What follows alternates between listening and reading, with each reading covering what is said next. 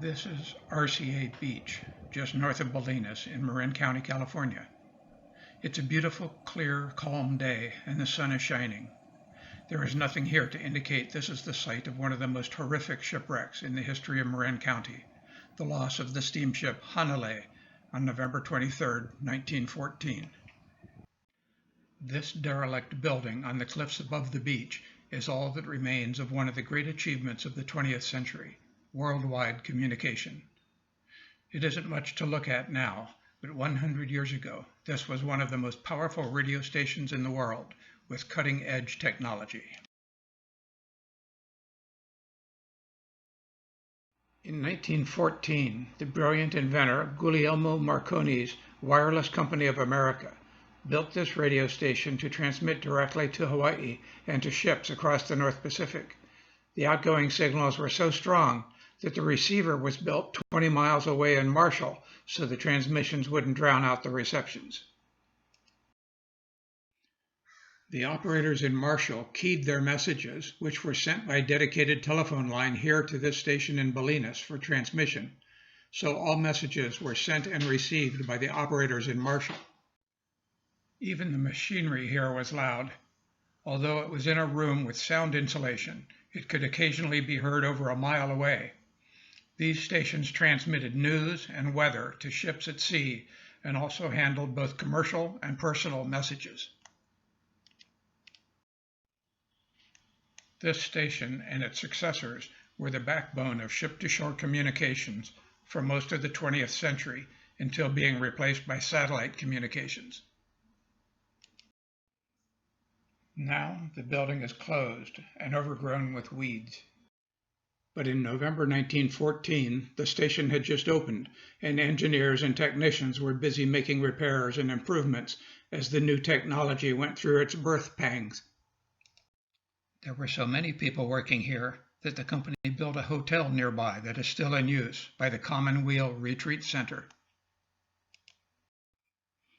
Of course, one of the most important services these stations provided was emergency communications when ships got into trouble.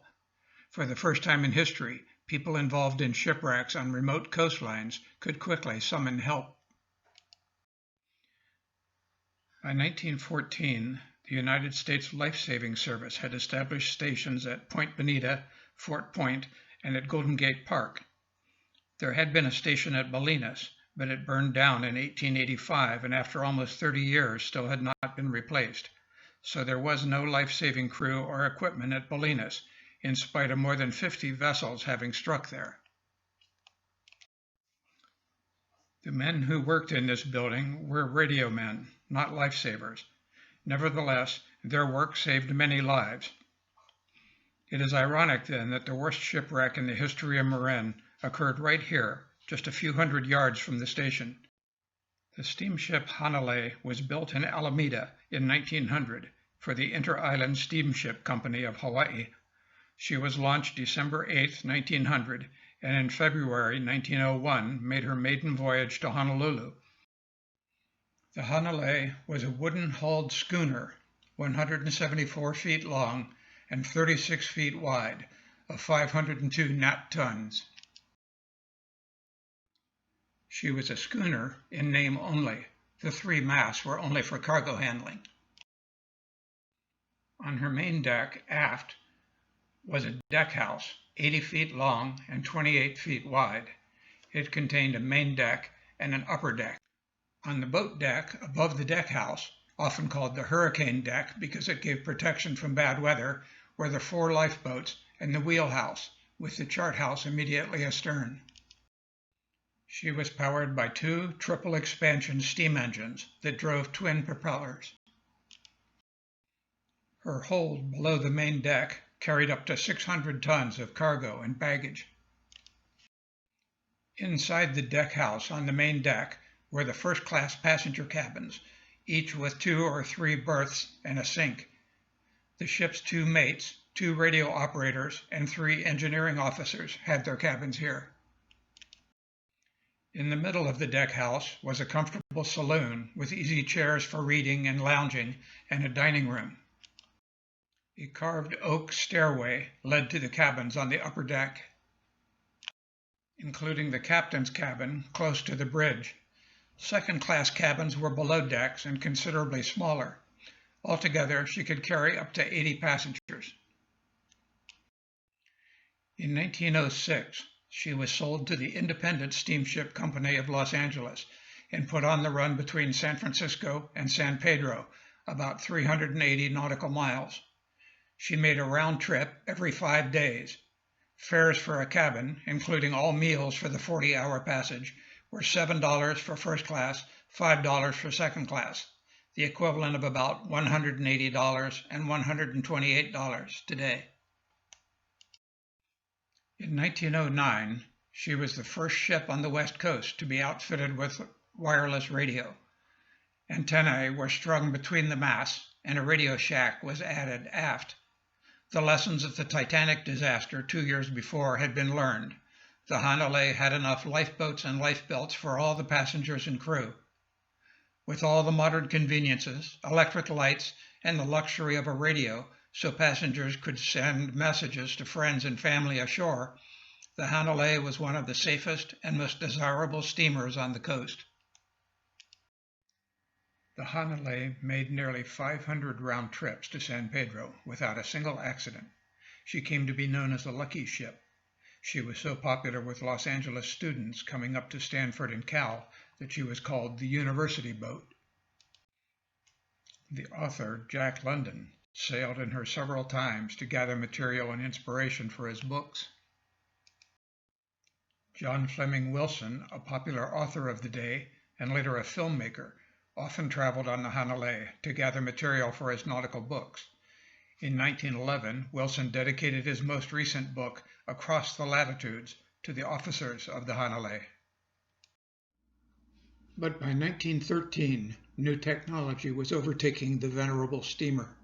2 new ships with the new steam turbine engines, the Harvard and the Yale, were commissioned from New York. The new ships could carry twice the passengers and could make the round trip in 4 days instead of 5. The Hanalei was no longer a new ship or the queen of coastal travel. In March 1914, Mr. and Mrs. M.J. Cast of Pasadena indignantly complained to the district attorney that they, quote, had been told they were to make the trip on a first-class boat and had instead found a freight steamer at the pier, unquote.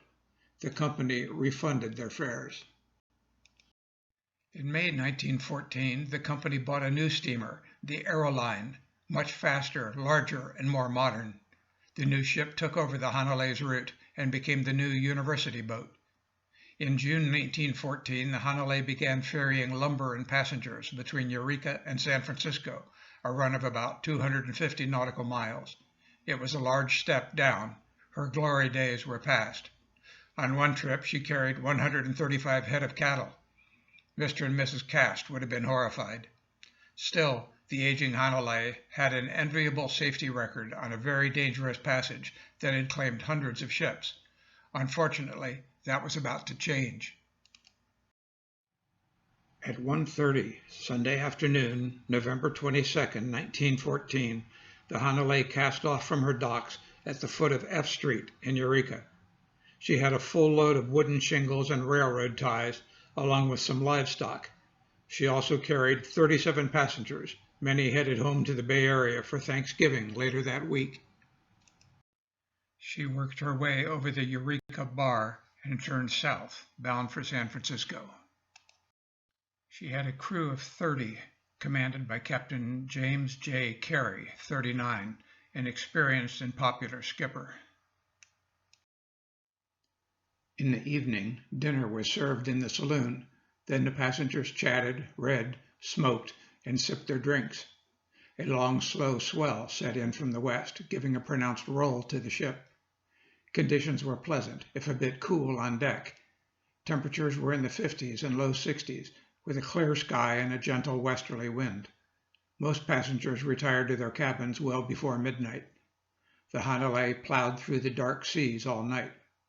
During the night, clouds wiped out the stars, preventing the captain from taking a position. The sun rose at 7 on Monday morning, but the daylight didn't do much to help visibility. The fog had descended right down onto the water, reducing visibility to a few yards. The captain estimated they were off Point Arena. The chief radio operator was 23-year-old Lauren Archibald Lovejoy. Like all chief radio operators, he was always referred to as Sparks. He came on duty at 0700, relieving his assistant, 20-year-old Adolf Svensson, known as Sven, who then turned in. As the steamer plowed through the fog, everyone peered anxiously forward. The great danger was hitting Point Reyes, but at 10:07 that morning, the lookout spotted Point Reyes below the fog to port. Captain Carey got a good sight on the lighthouse and calculated that he was 3 miles off the point, just where he wanted to be. He set a course to pass Duxbury Reef off Bolinas Point. The fog dropped right down onto the water, reducing visibility to a few yards. There was no wind, and the water was glassy, except for large, slow swells from the west. Their speed was 8.5 knots, or 10 miles per hour. As the hours passed, Captain Carey became concerned that the swells were carrying them too close to shore in the dreaded teeth of Duxbury Reef off Bolinas. At 11:20, without slowing down, he supervised winchman Stephen Sullivan as he heaved the lead, marking 40 fathoms when Sullivan felt the lead hit bottom. Considering that they were running near full speed, Carey estimated the true depth to be half that, or 20 fathoms, 120 feet. Reckoning that they should be about 4 miles off Double Point, this was about the depth he expected. The crew were getting ready for lunch. Sven, the assistant radio operator, came up from his cabin and joined Lovejoy in the radio shack. The safest course was to go around the San Francisco lightship, but this would add a half an hour to the passage. Captain Carey decided to take the Bonita Passage, skirting Duxbury Reef and the Potato Patch Reefs. This was a common shortcut used by experienced captains, but was seldom used in dense fog. Captain Carey told the officer of the watch, Second Officer William Reese, 34, that he should maintain his course and speed for another hour, then take more soundings to confirm that they had cleared the whistle buoy marking the south end of Duxbury Reef. If so, Reese should then call the captain, and they would then turn slightly to the east to head for the Golden Gate. At 11:30, Captain Carey went below to have lunch, leaving Reese in charge. A few minutes later, Carey in the dining room heard the whistle buoy and felt the vessel change course. Concerned that Reese had turned without calling him, he started to the bridge. Suddenly, the lookout at the bow sang out, "Breakers ahead!"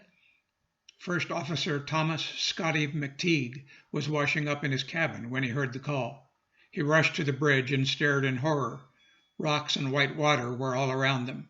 Straight ahead, barely visible through the fog, loomed a 100-foot cliff rising above a jumble of fallen boulders.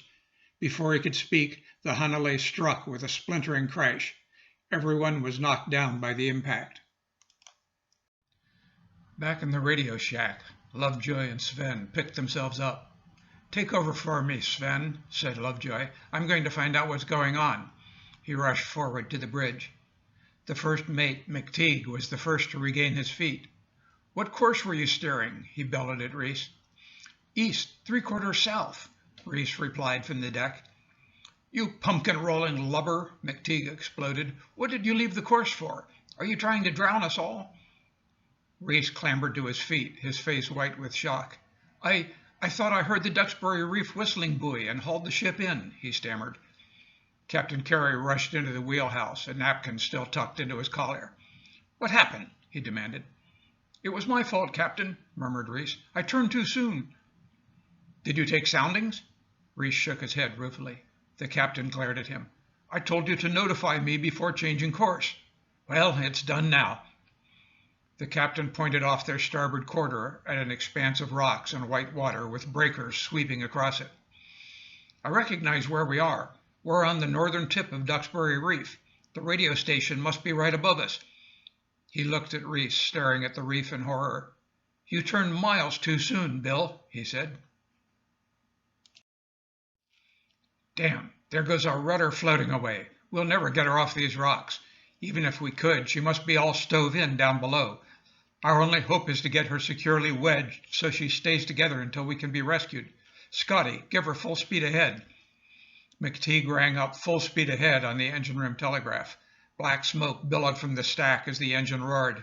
The ship ground ahead a few dozen yards, then her bow rose up onto the rocks. She listed to starboard and came to a stop. "All stop," the captain called. "Then give them 'finished with engines.'" Captain Carey studied the sea on all sides. Behind them, large rollers crashed over rocks and battered their stern. Even if a tugboat could reach them in time, it couldn't hope to pull them off through those breakers. Clearly, the ship was lost. Now, it was his responsibility to get his passengers and crew safely ashore. If they could get the lifeboats through the rocks, it would be only an hour's row to Bolinas. But how could he even launch the boats? There was no open water alongside the ship. Between the bow and the cliffs were 400 yards of jagged black rocks running diagonally to the shore, smothered in pounding seas. No one could cross that and live. A larger wave struck their stern, lifting the hull and dropping it back on the rocks with a sickening jar. Women screamed. The foredeck was now packed with frightened families. Children were crying. Captain Carey sounded the steamer's whistle, 5 long sustained blasts, the signal for an emergency. Stunned by the deafening noise, the crowd turned to look up at him and quieted. "Ladies and gentlemen," he shouted, "as you can see, we have run aground. But rest assured, we know exactly where we are. We are close to the town of Bolinas, and Mr. Marconi's radio station must be right above us. So help is at hand. I won't lie to you. The ship will never get off, and we will all be tested in the hours ahead. But I urge you to remain calm. We have enough boats and life belts for everyone, and a well-trained crew. Plus, this is a modern ship with a working wireless.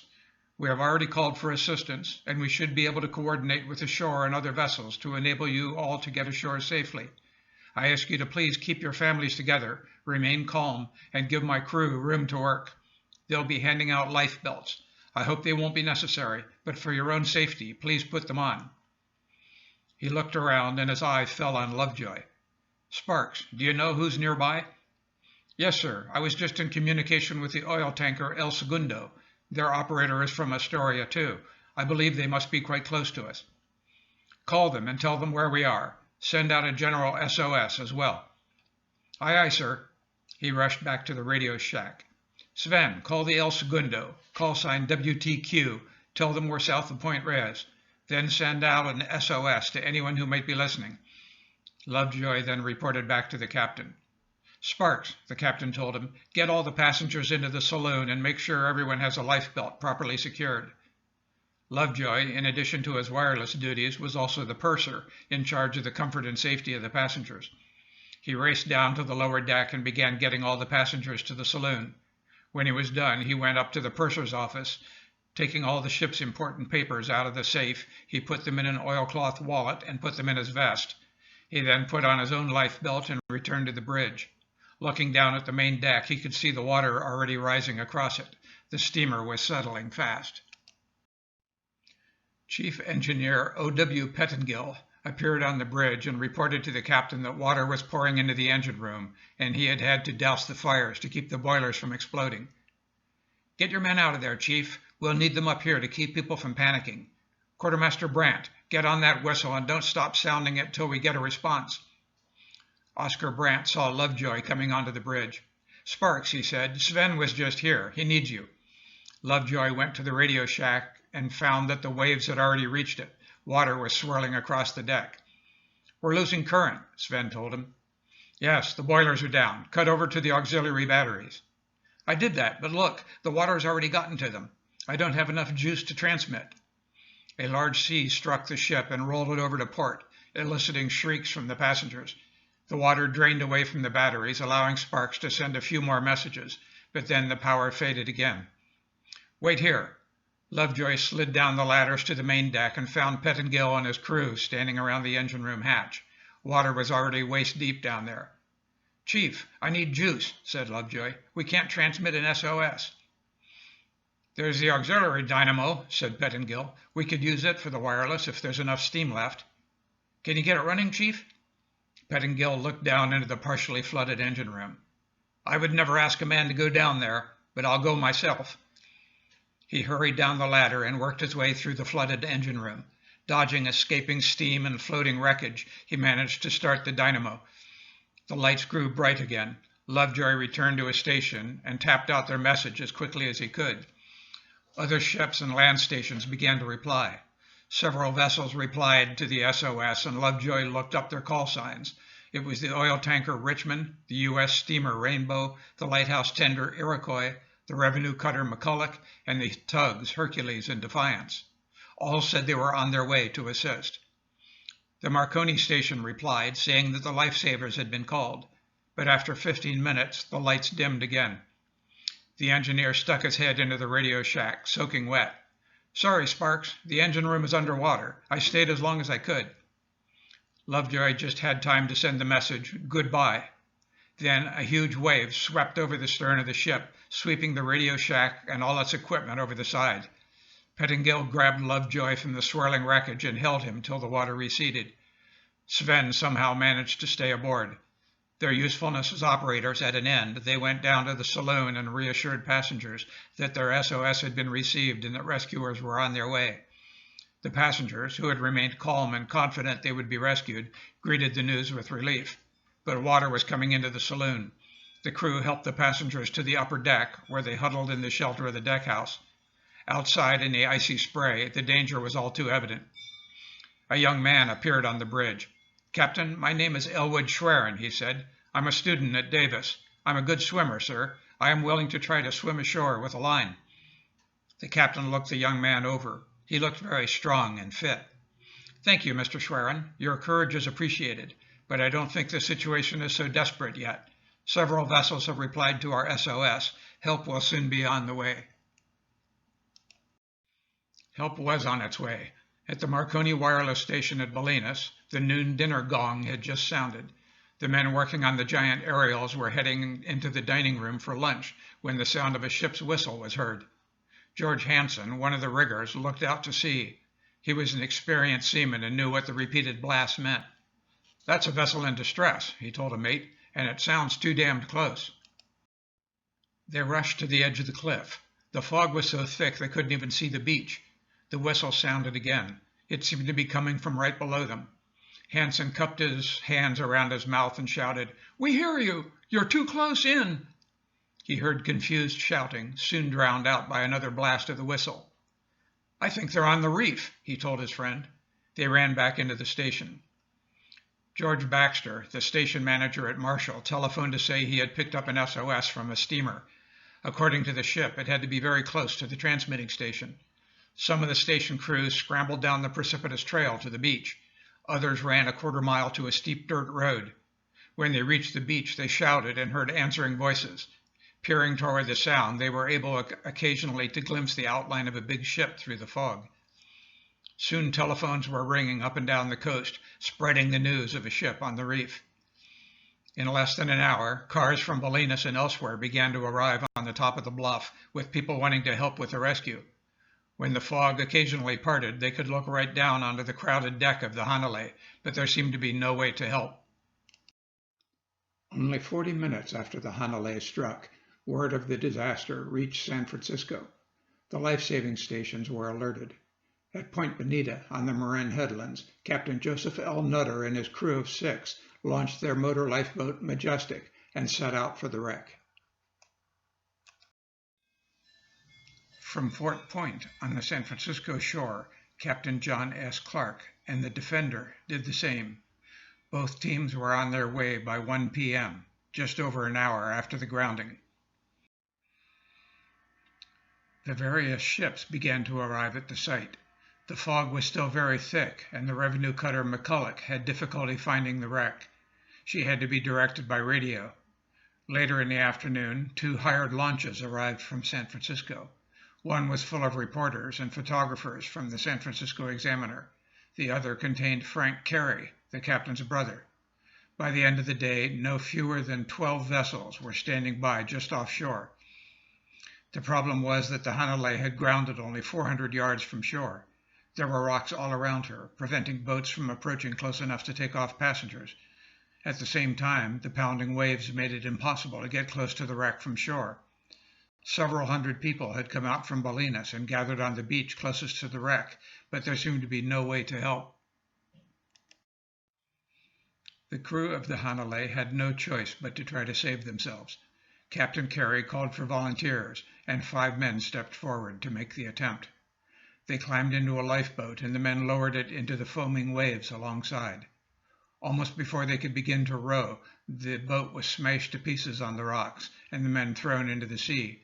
4 managed to clamber back aboard the Hanalei, but the 5th man and the boat were swept toward shore. The boat washed up onto the beach, but was found to be empty. The people on the beach saw a man's arm rise from the swell beyond the breakers. A surge lifted the swimmer's head and shoulders for a moment, and his body rolled with the swell as he pushed his way shoreward. He swam more and more slowly, and when almost into the nearest line of surf, he went under. A few minutes later, his body was seen drifting steadily out to sea. Seeing his death and unable to help, both rescuers and those aboard the steamer realized the full danger of their position. Lovejoy went to the bridge and used the ship's whistle to send messages to the shore. Pieces of the ship, railings, doors, shutters, started to come ashore. Then 2 lifeboats were seen wallowing in the breakers.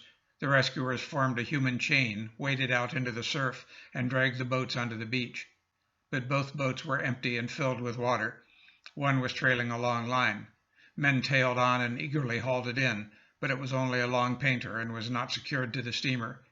They learned later that the 2 boats had been carried away by a wave. Now there was only 1 boat remaining. At 2:30, Lovejoy signaled to the people on the cliff top to be ready to receive a line from the ship's Lyle gun. This was a small cannon used to fire a projectile trailing a line. First Mate Scotty McTeague had set up the gun on the forecastle. He made sure the line was flaked out so it would run out freely when the gun was fired. McTeague told everyone to stand well back, then pulled the lanyard to fire the gun. To everyone's horror, when the gun fired with a thunderous bang, the gun lashings broke and the gun slammed into McTeague's chest, sending him flying across the deck into the captain. McTeague suffered burns, broken arm, and cracked 2 ribs, one of which punctured a lung. In extreme pain, he struggled to his feet and returned to his duties. The rescuers on the cliffs heard the explosion, but waited in vain for the line. High tide came at 3:21. When it turned, the Hanalei settled deeper between the rocks. The bow was down and pointing east toward the beach, with the deck listing at about a 45-degree angle to starboard. This allowed the big seas to slam into the exposed main deck. The passengers and most of the crew gathered on the port side aft in the shelter of the deckhouse. A few remained clinging to the bow. The main topmast fell with a crash and toppled overboard.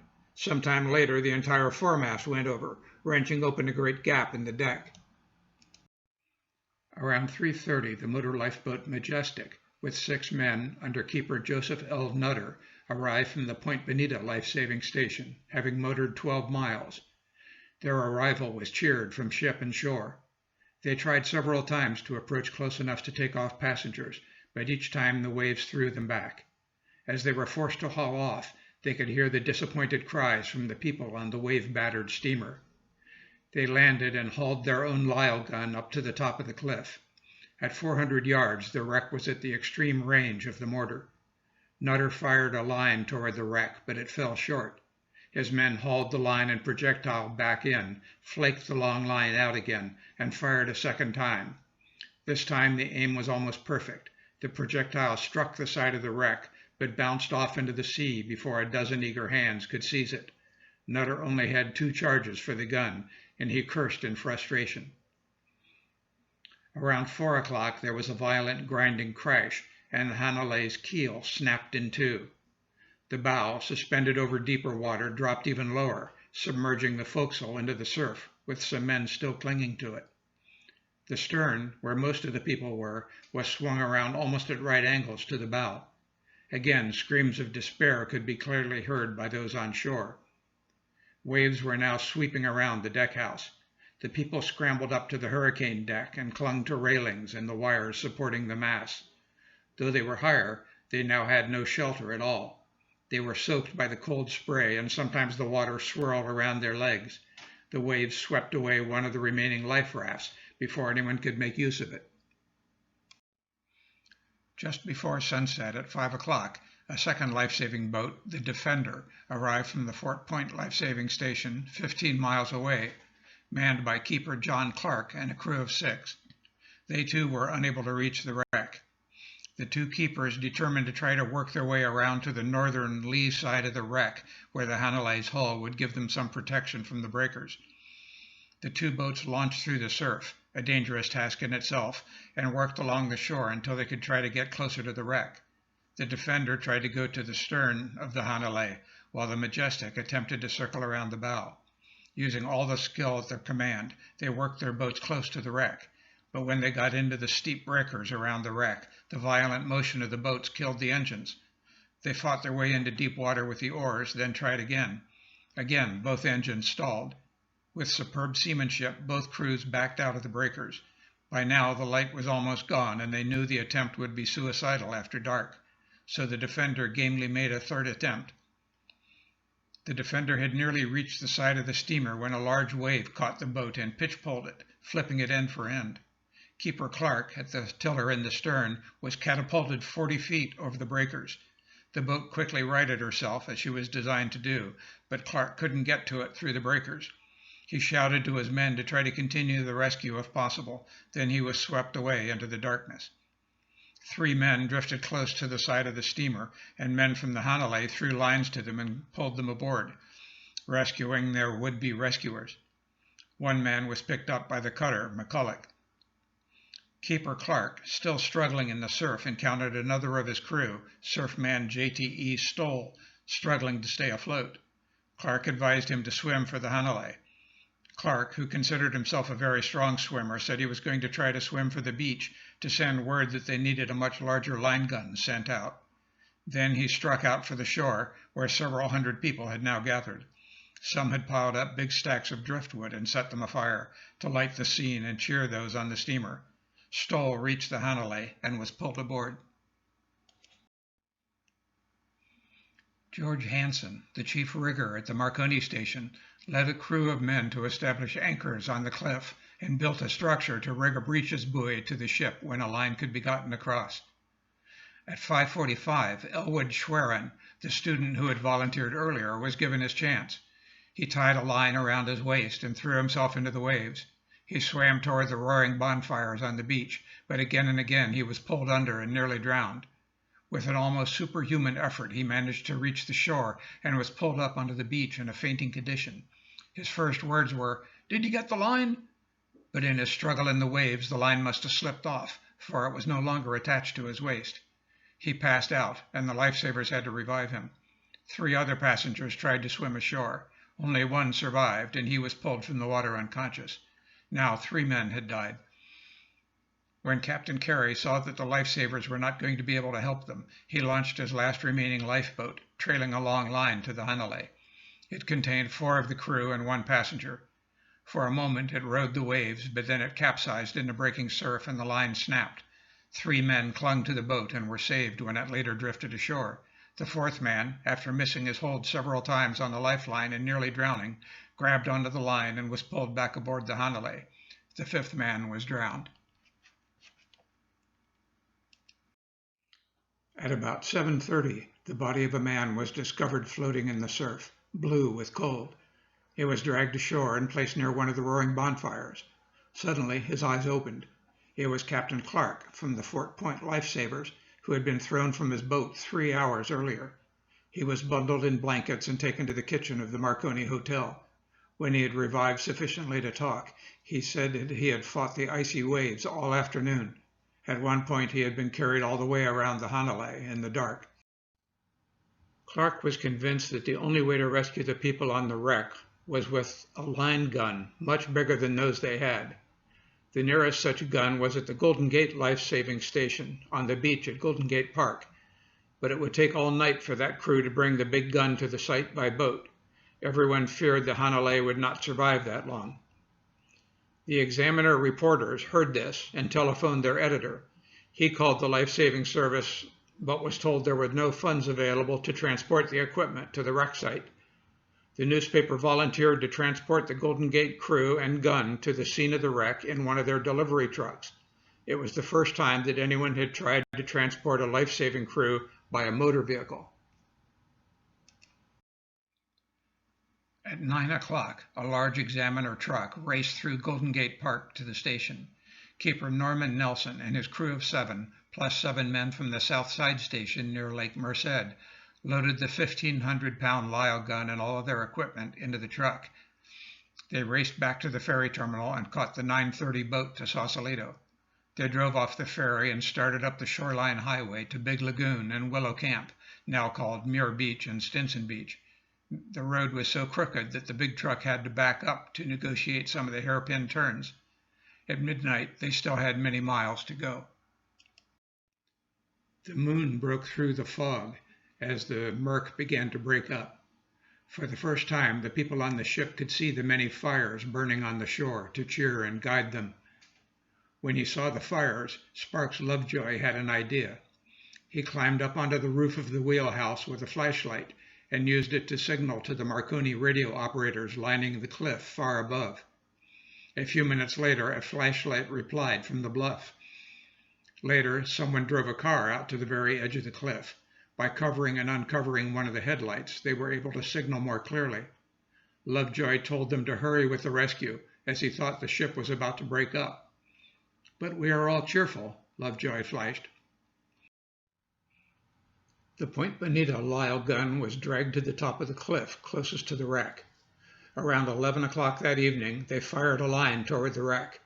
"Shot fell short," flashed Lovejoy. "A little higher next time. We're all okay." The men had to reel the line back in and flake it out ready for another try. They loaded their second charge, but it too went wide. "Hurry, hurry, try again," was the signal from the ship. Nelson replied that the gun was too hot from firing. Lovejoy said to increase the charge so the shot would go over the ship. They did so, but the cannon exploded.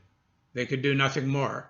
With their last hope of rescue gone, Captain Carey had his men tie long lines to railroad ties and tried to float them to shore, but they were all caught in the rocks. As the ship continued to bounce across the reef and break up, the people were pressed back onto the stern. Captain Carey sent the 12 women and 3 children to the highest point of the ship, the top of the wheelhouse, where they clung to the rigging of the mast. Carey assigned members of his crew to keep an eye on each of the women and children. Chief Steward Sidney Aston was assigned to Mrs. Valentine Franz of San Francisco, who was carrying her 5-month-old son, Valentine Franz III. Another passenger, Miss Greta LaRue, stayed close to Mrs. Franz to do what she could. Mrs. Ethel Perkison of Windsor was there as well, with her 8-year-old son, Harold. First Assistant Engineer Uno Ruth was to take care of 32-year-old Mrs. Ethel Ahern of San Francisco. A single sailor started out from the Hanalei on a life raft, but it capsized almost immediately and the man was drowned. His body soon washed ashore. The government vessels offshore turned their powerful searchlights on the wreck, casting the scene into glaring chiaroscuro. There was a brief break in the fog, and the people on the beach and atop the cliff could clearly make out the people on the wreck, one solid black mass of squirming bodies clinging to whatever they could grasp as the waves swirled around them. The car headlight signaled, "Keep up courage and hang on. Help is near." The fog soon closed around them again. Low tide came at 11:09 p.m. The shattered pieces of the Hanalei came to rest on the inner edge of the reef, the bow hanging out over deeper water. At midnight, the watchers on the shore heard singing. It was the people on the Hanalei, singing hymns to keep up their courage. The singing continued through the night, periodically interrupted when the wreck gave a lurch or a wave swept over them. The captain was swept from the wreck, but one of the women saw him flailing in the water and called to him, using her voice to direct him back to the wreck, where he was pulled back aboard. At 1:35 Tuesday morning, a truck slid to a stop at the top of the bluff. It was the Examiner's newspaper truck with Captain Nelson and the big mortar. The news was flashed to Lovejoy and cheers could be heard from the ship. A battery-powered searchlight had been set up on the bluff, its beam illuminating the wreck. Nelson estimated that the wreck was now 300 yards from shore and 150 feet below him. The mortar had a range of 700 yards, but the attempt was complicated by the fact that the wreck was rapidly breaking up. Only the aftermost section remained above water, black with struggling figures, but it was only a few yards square. At 1:56, Nelson fired the line toward the ship, and the line whipped out into the darkness. The shot was perfect, dropping the line right across the wreck, but the people on the Hanalei were so exhausted and cramped from the cold they were unable to grasp the line before it slipped off into the sea. "Shoot again," pleaded Lovejoy's Fleisch. "We are breaking up fast and have nearly given up hope." It took about 20 minutes to prepare the cannon for each shot. Around 2:20, another shot followed, but it fell short. Working frantically, the men set the gun up for another attempt. The third shot at 2:45 landed across the wreck, but too far away for people to grasp it. The tide was rising, and the ship was bouncing and grinding on the rocks again, making it nearly impossible to move around on the deck. The lifesavers repeated the process, and Nelson's superb marksmanship again sent the projectile over the wreck at 3:10. But cramped fingers, chilled bodies, the steeply sloping, slippery deck, and the swirling waves again prevented them from securing it.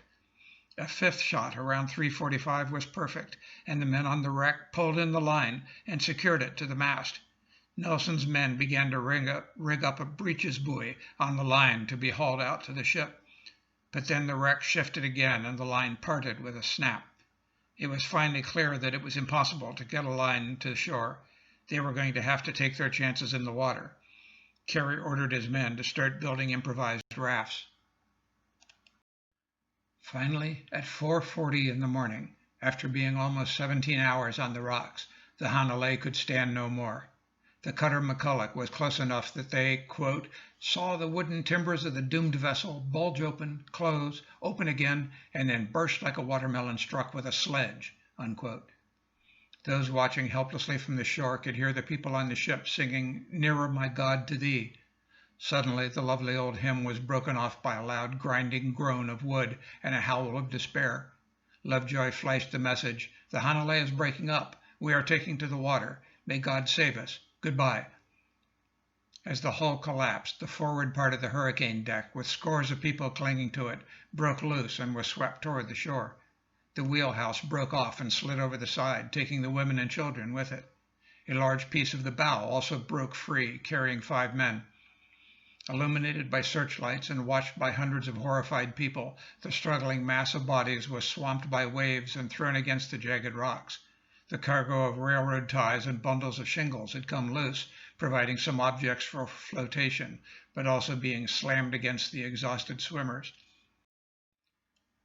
Lovejoy wasn't sure exactly how he went into the water, but managed to grasp a piece of the ship's broken stem to support himself.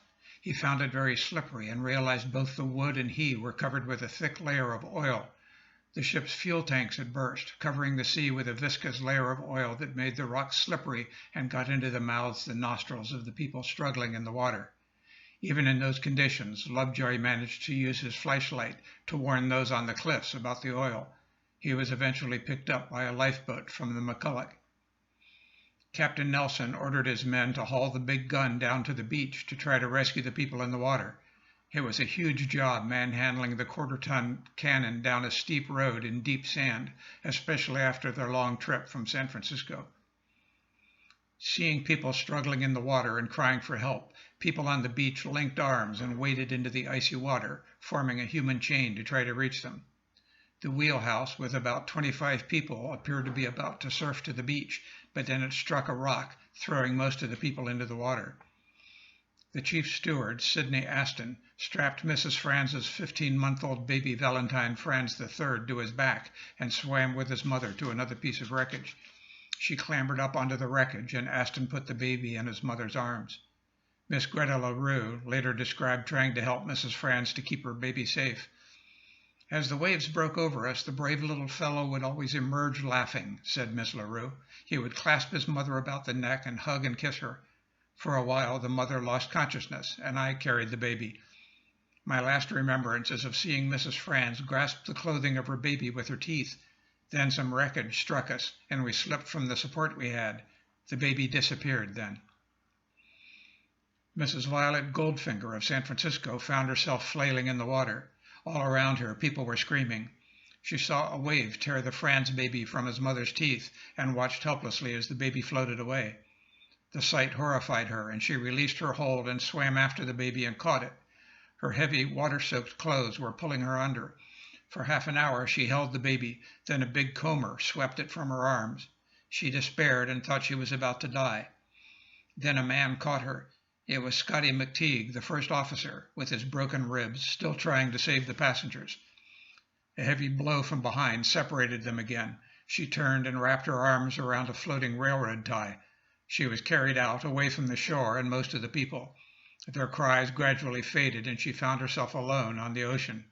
Eventually, she was picked up by the McCulloch. McTeague also pulled Mrs. M.E. Cottrell and another woman onto a drifting piece of wreckage. Then he swam off, and they thought he had drowned. When the wreckage finally drifted ashore, rescuers found Mrs. Cottrell nearly dead from exposure, her hands still locked around a bit of line. They had to cut the line to get her loose and brought her up onto the beach. They tried to revive her, but she died soon after being carried ashore. Miss Virginia Lawton of San Francisco was thrown into the water when the hurricane deck broke up. She found a small piece of floating wreckage and clung to it with all her might, though it was barely large enough to keep her afloat. Then a man swam up to her and tried to pull himself aboard as well. The flotsam sank beneath their combined weight. The man tried to shove her away, but she resisted. He struck her on the head and arm, and at last she had to let go. She encountered a piece of floating timber and clung to it for hours until she lost consciousness. She woke up aboard the McCulloch. Another large portion of the wreck floated toward shore with 20 people clinging to it, including several women. When it was 100 yards offshore, Captain Nelson managed to shoot a line across it, and the people fell on the line and secured it. 100 people tailed on to haul them in, but a spar projecting from the wreckage caught on a submerged rock and caused it to capsize. The water was dotted with struggling swimmers and floating bodies. Twice Captain Carey was thrown from the piece of wreckage he was clutching, and twice his chief engineer Pettingill caught him and saved his life. The wreckage was washed up onto the beach, and the lifesavers waded out and rescued 6 men still clinging to it, including Captain Carey and First Mate McTeague. Other lifesavers and volunteer citizens, some of them women, ventured out into the icy waves again and again to try to reach people still struggling in the water. Boats from the government ships also nosed about as close to the rocks as they dared, picking up both survivors and bodies. A piece of the bow came ashore with 5 crewmen clinging to it. Rescuers waded out into the water, secured the wreckage, and helped the 5 men to shore. Mrs. Ethel Perkerson and her 8-year-old son Harold had been washed from the pilot house when it capsized. The two were swept apart and could not find each other in the confusion. Harold climbed onto a floating bundle of shingles and floated away from the beach. 2 men on shore saw a little white object far out in the water and swam out through the surf to investigate. When they reached the boy, he was unconscious. He had a severe cut over one eye where something had struck him. Pushing the shingles into the breakers, the unconscious boy surfed to the shore. They carried him up the beach where his eyes opened. His first words were, "Where's my mother?" A number of people were sprawled on the sand, some gasping for air, others already dead. Harold went from body to body until he found his mother unconscious. The waves had torn off all her clothing except her tight-fitting corset. Harold stood crying piteously over his mother's body, begging her to wake up. Greta LaRue found him and wrapped him in a blanket. A doctor examined Mrs. Ferguson and declared her dead, but LaRue would not accept the verdict. "Oh, doctor, can't you do anything for her?" she cried as the physician was turning away to go to another patient.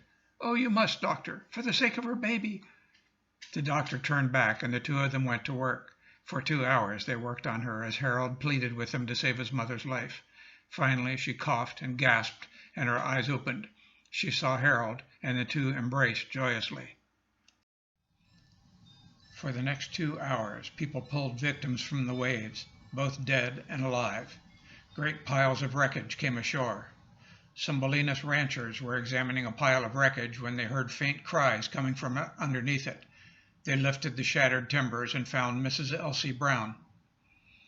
When the sun came up around 7:30 and no more bodies could be found in the water, the McCulloch headed for San Francisco with 15 dead and 13 survivors. They were met at the Golden Gate by 2 tugboats carrying doctors and nurses. On the beach, above the high tide line, lay a row of bodies beneath blankets. A young man who had been very active in the rescue went around to the various groups huddled miserably on the sand. He told them he was a reporter for the Examiner and offered to take care of any valuables they had rescued. Many gave him their cash, watches, and wallets. He was never seen again. 19 survivors, including 2 women, 16 men, and young Harold Perkerson, were taken to the nearby Marconi Station Hotel and given warm food and beds. Bolinas people brought them spare clothing, food, and blankets, and soon the railings and windows were draped with drying clothing. Many were suffering from exposure and inhaling fuel oil, but there were only 2 serious injuries. One passenger, C.O. Blinko of Visalia, had his leg caught and broken between timbers when the Hanalei broke up. Scotty McTeague had several ribs broken when the ship's Lyle gun struck him. They were driven to the hospital in San Rafael. The McCulloch reached San Francisco at 10:30 Tuesday morning. The wharf had a line of vehicles on each side, ambulances for the injured and wagons for the dead. Crowds of friends and relatives waited anxiously for news of their loved ones. One of the passengers, J.F. Mason of San Francisco, said, "Every member of the crew is deserving of a medal. When it became known that we were doomed, each picked out a woman to rescue. Most of the women owe their lives to the heroism of Captain Carey and his crew." Of the 37 passengers aboard the Hanalei, 24 were rescued and 13 died. Of the 30 crew, 19 were rescued and 11 died. A month later, on December 22nd, large waves shifted a mass of wreckage on the shore, revealing 2 skeletons. Neither could be identified. Marin County Coroner Sawyer held an inquest on the bodies recovered. The jury determined that Second Officer Reese was at fault and exonerated Captain Carey. The U.S. inspectors of hulls and boilers convened an investigation on November 30th, but Captain Carey asked for a postponement because he was still confined to bed, suffering from bruises and shock. The next day he appeared, battered and shaky, a bit disfigured but still in the ring, as he put it. He entered a plea of not guilty. Since First Officer McTeague was also confined to his bed, the investigating officers convened at his bedside to question him. He fully corroborated Captain Carey's account of the accident, saying that Reese had changed course without orders, without doing any soundings to confirm his position, and without notifying the captain. Oscar Brandt, who had been at the wheel at the time, confirmed this account, as did the radioman Lovejoy. It appeared that only Reese was to blame. But William White, the colored cook, as he was always described, said, "There never was a more uncalled-for accident. When we rounded Point Reyes, there was no fog on the sea. Opposite the point, the captain left the bridge without mapping out a course for the second officer. He went to his stateroom and remained there until the Hanalei struck." Reese's young widow, they had only been married 2 years, complained bitterly of the injustice of blaming her husband for the wreck when he was unable to defend himself. That he willfully disobeyed the captain's orders she declared to be impossible. The inspectors also interviewed 7 of the surviving passengers. Miss Greta LaRue testified that she thought the Hanalei was too close to the shore on the run down from Point Reyes. Others stated that she had been going at full speed in the dense fog. In the end, the inspectors ruled Captain Carey was negligent in not reducing speed in the fog as required by law and not having an officer supervising the casting of the lead. He was also judged unskillful in shaping his course so close to Duxbury Reef in those conditions. His license was suspended for 2 years, one of the longest suspensions on record. The investigations also blamed many of the deaths on the fact that there was no life-saving equipment available nearby, and recommended that the Bolinas life-saving station be re-established. Within 2 months, Congressman William Kent got a bill through Congress approving a new station in Bolinas. It was built in 1917 and operated until 1947. Captain Carey, devastated by the loss of his master's certificate, disappeared. His many friends feared suicide. Nothing was heard of him for several years. Then, in February 1917, an American schooner, the O.T. Jackson, ran onto a reef near Apia, western Samoa. The 8 men of the crew thought they were going to die, but then a sloop, the Manua, appeared and took the men off. James Carey was her skipper. Soon after this, his certificate restored, Carey resumed work as a master mariner. In 1918, he enlisted in the Navy Reserve and was appointed a lieutenant. He was given the command of the ocean-going tug USS Dreadnought. He took command at Mare Island, towed a load of empty coal barges to Norfolk, and then made 3 round trips between New London, Connecticut, and the Azores through the U-boat zones. After the war, he returned to the Bay Area. He died in 1956, aged 83. First Mate Scotty McTeague also served in the Navy during the war. He returned to California and was first mate on the steamship El Cedro. While loading cargo at Buckley Bay, British Columbia in 1923, he was struck on the head by a cargo hook and died. Life-saving captains John S. Clark of Fort Point and Joseph L. Nutter of the Point Bonita station were awarded medals by the commander of the life-saving service, as was surfman Michael Maxwell of Point Bonita. Many others who took part in the rescue were also praised in the papers for their efforts and sacrifices. Radioman Loren Lovejoy was especially praised. In 1915, a memorial was erected in New York City's Battery Park, commemorating the radio operators who died in their work. Hanalei's assistant radio operator Adolf Svensson's name is on it. So who was to blame for the loss of those 27 lives? Perhaps the initial cause was a current. Many ships off the coast of Bolinas have found themselves carried eastward when there is a strong swell from the west, as there was that day. An eastward drift of less than 1 knot, undetectable in a thick fog, would have carried the Hanalei over a mile closer to shore during the run from their last fix at Point Reyes. The sounding at 11:20 was intended to discover just such an error. They measured 40 fathoms, which Captain Carey divided by 2 to allow for their speed. If they had been on course, the depth should have been around 20 fathoms, so Carey was reassured he was where he had intended. But the inquest experts said that Captain Carey's correction of the depth was incorrect. Running at 8.5 knots, he should have divided by 3, giving 13 fathoms of water beneath him. If so, they were more than a mile closer to the coast than they believed.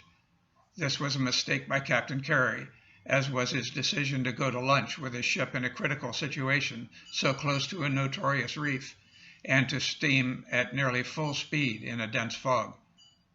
Second Officer William Reese erred in 3 crucial ways. When he heard the whistling buoy from Duxbury Reef, he thought it was near at hand, though it was still nearly 5 miles away. Second, Reese had been told to take soundings when he heard the buoy, and he did not. Third, he should have informed the captain before changing course.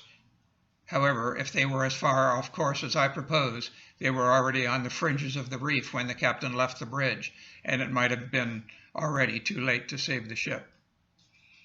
27 people died due to the errors of these 2 officers, so Carey no doubt deserved his suspension, and Reese was certainly the proximate cause of the disaster, for which he paid with his life. Once the ship struck, all the passengers agreed that the officers acted with the utmost skill, courage, and professionalism.